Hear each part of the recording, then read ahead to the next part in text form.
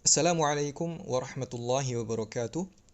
Alhamdulillah, pada kesempatan yang baik ini, kita akan membawakan suatu tema mengenai perilaku individu dan emosi.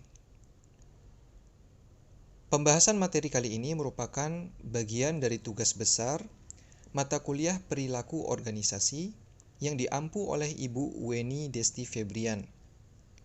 Ini merupakan salah satu mata kuliah dari program studi Manajemen Universitas Dian Nusantara. Baiklah, bersama saya Prihasta Berata Putranto.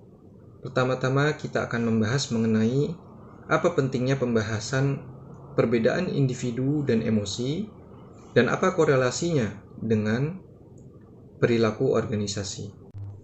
Berbicara mengenai perilaku organisasi, sebetulnya kita berbicara mengenai bagaimana seseorang atau individu dapat bergerak dan juga berperilaku sesuai dengan apa yang diharapkan oleh organisasi, yaitu untuk mencapai tujuan-tujuan organisasi. Termasuk di dalamnya bagaimana mereka berinteraksi satu dengan yang lainnya, bekerja dalam satu struktur organisasi untuk menyelesaikan masalah bersama, menyelesaikan pekerjaan bersama, dan mencapai tujuan-tujuan bersama.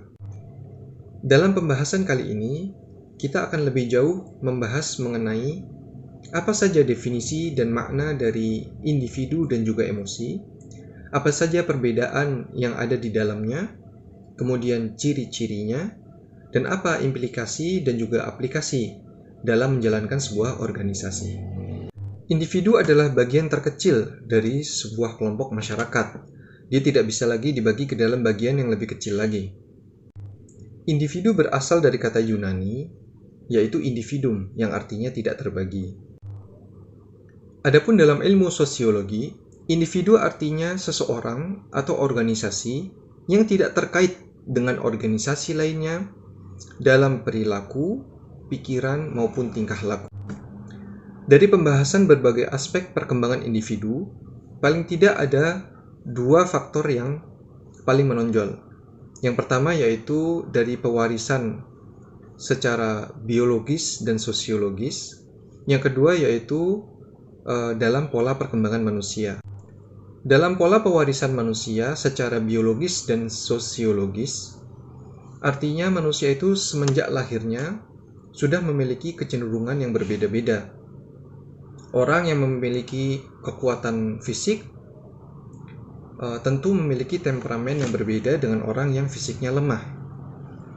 Kemudian secara sosiologis, perbedaan budaya juga memiliki kecenderungan karakter yang berbeda-beda. Misalnya etnis Jawa yang mungkin memiliki temperamen yang berbeda dengan etnis misalnya Arab misalnya. Meskipun dalam fitrahnya atau semenjak dia lahir manusia itu memiliki kecenderungan yang berbeda-beda, namun dalam pola perkembangannya manusia sebetulnya memiliki kesamaan alur ya. Maksud saya bagaimana dia belajar, bagaimana lingkungan memiliki pengaruh terhadap karakter dan juga pertimbangan yang dia lakukan. Sebetulnya manusia dalam hal ini memiliki alur yang hampir sama. Sekarang kita masuk ke dalam pembahasan perbedaan individu. Manusia merupakan makhluk yang kompleks. Ia dapat dilihat dari berbagai sudut pandang yang berbeda. Setiap pribadi memiliki kecenderungan yang berbeda-beda, memiliki karakter yang berbeda-beda. Perbedaan ini yang disebut dengan perbedaan individu atau individual difference. Setiap orang membutuhkan tempat, situasi, atau kondisi yang berbeda-beda pula untuk dapat mengoptimalkan kemampuan yang ada di dalam dirinya. Sebagai contoh, sebagian anak memiliki kecenderungan untuk belajar lebih cepat secara visual. Namun beberapa anak lainnya memiliki kecenderungan untuk belajar lebih baik melalui verbal. Nah, perbedaan karakter ini membuat kedua anak dari dua kelompok belajar yang berbeda ini membutuhkan metode belajar yang berbeda pula. Perbedaan individu merupakan pokok pembahasan psikologi modern. Keterkaitannya dengan psikologi pribadi, yang menjelaskan bagaimana perbedaan psikologis antara orang-orang dan juga berbagai kesamaan mereka. Psikologi perbedaan individu meneliti dan juga menjelaskan bagaimana orang-orang yang berbeda merasakan, berpikir, dan bertindak. Menurut Landgren, perbedaan individu merupakan variasi yang terjadi, baik variasi secara aspek fisik dan juga psikis di antara individu.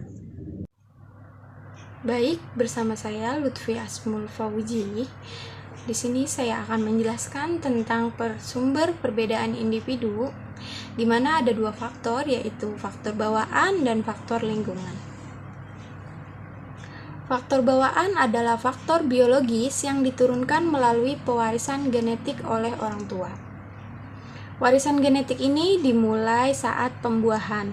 Tinggi fisik, bentuk wajah, gender, temperamen, komposisi otot dan refleks, tingkat energi dan irama biologis adalah karakteristik yang pada umumnya dianggap entah sepenuhnya atau secara substansial dipengaruhi oleh setiap orang tua dari individu tersebut, yaitu komposisi biologis, psikologis, dan psikologis bawaan dari individu.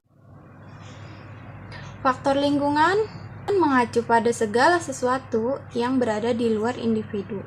Faktor tersebut meliputi banyak hal, mulai dari status sosial, ekonomi orang tua, pola gizi, rangsangan, pola asuh, budaya, dan sebagainya. Faktor lingkungan memberi pengaruh cukup besar pada pembentukan karakter, di mana seseorang tumbuh dan dibesarkan dengan norma yang berlaku dalam keluarga, teman, dan kelompok. Pengaruh-pengaruh alami juga dapat mempengaruhi karakter. Faktor lingkungan ini memiliki peran dalam membentuk kepribadian seseorang dan menghasilkan konsistensi seiring berjalannya waktu sehingga menjadi ideologi yang secara intens berakar pada kepribadiannya. Baiklah, selanjutnya saya akan mempresentasikan ciri-ciri individu dari perbedaan individu. Pada dasarnya, setiap individu memiliki ciri-ciri yang unik dan membedakan satu dengan lainnya. Mengacu pada pengertian individu, adapun ciri-ciri individu adalah sebagai berikut. Yang pertama, individu raga dan jasmani. Individu memiliki raga atau jasmani yang khas yang membedakan satu dengan lainnya, meskipun memiliki ciri umum yang sama sebagai manusia. Dan yang kedua, individu memiliki pikiran, perasaan, kehendak, dan hasrat, sehingga dapat menetapkan kenyataan, interpretasi situasi, menetapkan aksi dari luar dan dalam dirinya. Dan yang ketiga, individu kepribadian dan bakat. Individu memiliki kepribadian dan bakat yang berbeda satu dengan yang lainnya. Yang keempat, individu tingkah laku. Individu memiliki tingkah laku yang khas dan berbeda satu dengan yang lainnya juga. Dan yang selanjutnya adalah individu naluri. Individu memiliki naluri. Naluri untuk bertahan hidup, naluri untuk mempertahankan keturunan, dan naluri untuk mencari kepuasan. Dan yang terakhir adalah individu kelompok. Individu akan memiliki karakteristik yang sama dengan individu lainnya yang berada dalam kelompok yang sama. Di sini saya akan menjelaskan tentang karakteristik individu, the Big Five model. Kepribadian Big Five adalah 5 dimensi besar kepribadian berdasarkan Allport dan Kettle. Allport dan Kettle beranggapan bahwa manusia tersusun dalam 5 trait. Yang pertama ada extroversion, yaitu mencakup tingkat kesenangan seseorang dalam hubungan, di mana ada extrovert dan introvert, yaitu extrovert cenderung berpikir kelompok, tegas, dan mudah bergaul, sedangkan introvert cenderung pendiam, pemalu, dan juga tenang. Yang kedua ada kemampuan untuk setuju, yaitu mengacu pada kecenderungan untuk tunduk pada orang lain. Di sini juga ada yang mendapatkan skor tinggi dan juga skor rendah, di mana skor tinggi itu adalah orang yang kooperatif, hangat, dan percaya, sedangkan yang skornya rendah, dia akan bersikap dingin, tidak setuju, dan juga antagonis. Lalu yang ketiga ada sifat mendengarkan suara hati, yaitu merupakan ukuran kehandalan, di mana orang yang peka terhadap hati nurani, bertanggung jawab, terorganisir, dapat dipercaya, dan gigih. Di sisi lain, mereka juga mudah bingung, tidak terorganisir, dan juga tidak dapat diandalkan. Lalu yang keempat ada stabilitas emosional, yaitu mengacu pada kemampuan untuk menahan stres. Orang yang mendapat skor tinggi akan cenderung tenang, percaya diri, dan juga aman. Sedangkan akan cenderung gelisah, cemas, gugup, depresi, dan minder untuk orang yang mendapatkan skor yang rendah. Yang kelima ada keterbukaan terhadap pengalaman, yaitu mengacu pada jangkauan minat individu dan kekaguman terhadap hal-hal baru. Orang yang terbuka adalah orang yang kreatif, ingin tahu, dan sensitif secara artistik. Sedangkan kebalikannya akan konvensional dan menemukan kenyamanan dalam keakraban. Indikator tipe Myers-Briggs atau yang disebut dengan MBTI. MBTI adalah psikotes yang dirancang untuk mengukur preferensi dasar murni psikologis seseorang dalam melihat dunia dan membuat keputusan. MBTI dikembangkan oleh Isabel Briggs Myers pada tahun sejak 1940. Psikotes ini dirancang untuk mengukur kecerdasan individu, bakat, dan tipe kepribadian seseorang. Lalu di sini individu akan diklasifikasikan sebagai seperti E untuk extrovert, I untuk introvert, S untuk sensing, N untuk intuitif, T untuk berpikir, F untuk merasa, P untuk memahami, dan juga J untuk menilai. Lalu nanti akan mendapatkan nilai akhir, itu hasil akhirnya nanti akan dirangkai sebagai seperti misalnya NTJ dalam kaum visioner, STJ adalah pengorganisasi, NTP adalah penggagas, dan lain sebagainya. Di sini saya akan menjelaskan pengertian emosi dan dimensi emosional. Pengertian emosi. Istilah emosi menurut Daniel Goleman 1995, seorang pakar kecerdasan emosional yang diambil dari Oxford English Dictionary, memaknai emosi sebagai setiap kegiatan atau pergolakan pikiran, perasaan, nafsu, setiap keadaan mental yang hebat dan meluap-luap. Lebih lanjut, ia mengatakan bahwa emosi merujuk pada suatu perasaan dan pikiran-pikiran yang khas, suatu keadaan biologis dan psikologis, dan serangkaian kecenderungan untuk bertindak. Organisasi yang berjalan dengan baik adalah organisasi yang berhasil menghilangkan rasa frustasi, takut, marah, benci, dan gembira dan sebagainya. Emosi-emosi tersebut merupakan kebalikan dari rasionalitas. Beberapa emosi, terutama ketika ditampilkan pada waktu yang salah, dapat menurunkan kinerja karyawan. Namun, kenyataannya tetap bahwa karyawan membawa komponen emosi ke tempat kerja, dan tidak ada studi kompetensi yang dapat dilakukan tanpa mempertimbangkan peran emosi di tempat kerja. Dimensi emosional. Ada tiga dimensi menurut Robbins 2003. Yang pertama ragam, yang kedua intensitas, yang ketiga frekuensi dan durasi. Ragam. Peneliti telah mengidentifikasi 6 emosi universal, yaitu marah, takut, sedih, gembira, jijik, dan terkejut. Keenam emosi ini dapat dikonseptualisasikan sebagai terus ada di sepanjang kontinum, di mana semakin dekat dua emosi pada kontinum, semakin membingungkan orang. Misalnya kebahagiaan dan keterkejutan sering membingungkan, sedangkan kebahagiaan dan jijik jarang. Intensitas. Ekspresi yang berbeda dari intensitas emosional yang sama dapat disebabkan oleh kepribadian atau tuntutan di tempat kerja. Ada orang yang memegang kendali, tidak pernah menunjukkan kemarahan, tapi ada pula yang sebaliknya. Tentu hal ini harus disesuaikan dengan pekerjaan. Misalkan presenter harus menunjukkan intensitas emosional sesuai dengan acara yang dibawakan. Yang ketiga, frekuensi dan durasi. Frekuensi dan durasi yang dibutuhkan untuk kerja emosional juga harus disesuaikan dengan kemampuan, frekuensi, dan durasi karyawan. Sekian penjelasan dari saya. Presentasi akan dilanjutkan oleh rekan tim saya. Di sini saya akan menjelaskan tentang fungsi emosi dan penggolongan emosi. Fungsi emosi ada 3. Yang pertama, emosi dan perasaan merupakan bagian yang tidak dapat dipisahkan dalam kehidupan manusia. Emosi dan rasa yang dimiliki oleh manusia memiliki kegunaan untuk mewarnai hidupnya dengan berbagai macam emosi dan perasaan. Akan sulit bagi manusia untuk hidup secara maksimal tanpa adanya emosi. Tanpa emosi, manusia bukan menjadi manusia. Emosi dan perasaan merupakan bagian yang tidak dapat dipisahkan dalam kehidupan manusia, karena sejatinya manusia memiliki emosi dan rasa. Yang kedua, dalam setiap orang, emosi menjadi cerminan bagi keadaan jiwanya. Dalam setiap orang, emosi menjadi cerminan bagi keadaan jiwanya, yang akan secara nyata terlihat pada perubahan jasmaninya. Contohnya, apabila seseorang sedang diliputi perasaan emosi yang berwujud marah, maka perubahan dalam jasmaninya yaitu wajah mereka akan berubah merah, nafasnya terburu-buru, otot pada tangan akan menegang, dan energi yang ada di dalam tubuh mereka memuncak.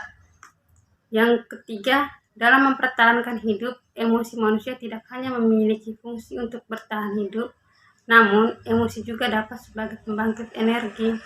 Dalam mempertahankan hidup, emosi manusia tidak hanya memiliki fungsi untuk bertahan hidup seperti hewan, namun emosi juga dapat sebagai pembangkit energi yang mampu memberikan kekuatan untuk bergairah dalam kehidupan manusia. Emosi juga merupakan suatu pembawa pesan dalam kehidupan.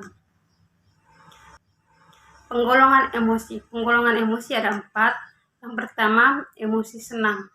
Hal ini merupakan emosi yang memberikan gambaran tentang rasa senang yang dialami oleh seseorang. Hal ini terjadi dari bermacam-macam jenis perasaan senang, yaitu bahagia, gembira, cinta, dan riang. Yang kedua, emosi sedih. Emosi ini memiliki gambaran mengenai perasaan yang tidak senang yang dialami oleh seseorang dalam menghadapi suatu kondisi tertentu. Macam-macam perasaan dalam kondisi ini yaitu malu, hampa, kecewa, dan duka. Yang ketiga adalah emosi takut.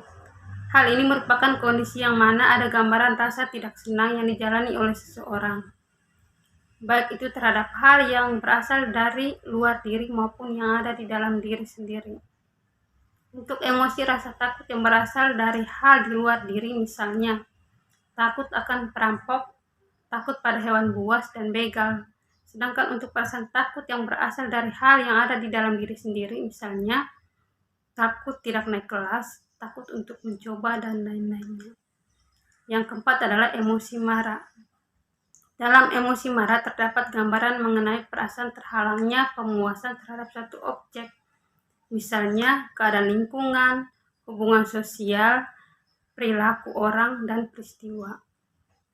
Berbagai emosi yang sejenis ini berasal dari masing-masing emosi dasar dan bisa jadi tidak bersifat universal. Artinya hal ini dapat muncul dikarenakan budaya dan kebiasaan tertentu.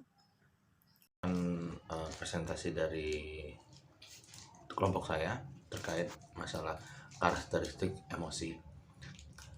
Karakteristik emosi dalam bentuknya, emosi mempunyai suatu karakteristik, yaitu temperamen atau kepribadian. Proses epigenetik, evolusi budaya merupakan hal-hal yang dapat mempengaruhi emosi. Dalam hal ini, membuat emosi tanggap akan rangsangan yang berlaku. Proses bioevolusi di mana ia merupakan asal muasal dari emosi. Awalnya emosi diaktifkan oleh sebuah rangkaian dari proses persepsi yang sederhana. Kemudian apabila emosi merupakan urutan yang pertama, maka emosi memiliki regulasi yang khas untuk memandu tindakan dan kognisi. Fase dari proses neurobiologis merupakan komponen dari motivasi dan komponen perasaan yang unik. dan khas ya. Itu yang karakteristik emosi. Kemudian kita bicara dampak positif dan negatif dari emosi tersebut. Emosi memiliki dampak positif dan negatif. Ya, dampak positifnya, dalam dampak positif ini biasanya terjadi pada diri manusia yang berwujud pada perasaan bahagia, ceria, damai, senang, dan ada juga yang adanya rasa syukur. Hal ini biasanya menjelaskan sebuah evaluasi diri atau perasaan yang menyenangkan dan menguntungkan. Kemudian dampak negatif, itu dampak dari emosi negatif biasanya perasaan menangis, marah, kecewa, sedih, benci, dan lain-lain. Biasanya emosi ini mewujudkan sebuah evaluasi dari diri, adanya perasaan yang merugikan. Demikian presentasi dari saya. Terima kasih. Assalamualaikum warahmatullahi wabarakatuh. Baiklah, kita telah sampai pada akhir pembahasan kita. Sedikit kesimpulan bahwa meskipun manusia secara garis besar memiliki pola bergaul, begitu juga pertimbangan pengambilan keputusan yang hampir sama, namun pada dasarnya manusia memiliki sifat dan juga karakter yang berbeda-beda. Oleh karena itu, dengan melakukan pertimbangan terhadap aspek fisik dan juga psikis, diharapkan organisasi akan mampu melakukan optimalisasi dengan lebih baik terhadap sumber daya manusia yang dimilikinya. Inilah yang diharapkan dari pemahaman mengenai perbedaan individu dan emosi. Mungkin sekian yang bisa kami paparkan. Kami berharap bahwa ini dapat bermanfaat. Terima kasih atas waktu dan juga kesempatan yang diberikan. Billahi taufiq. Wassalamualaikum warahmatullahi wabarakatuh.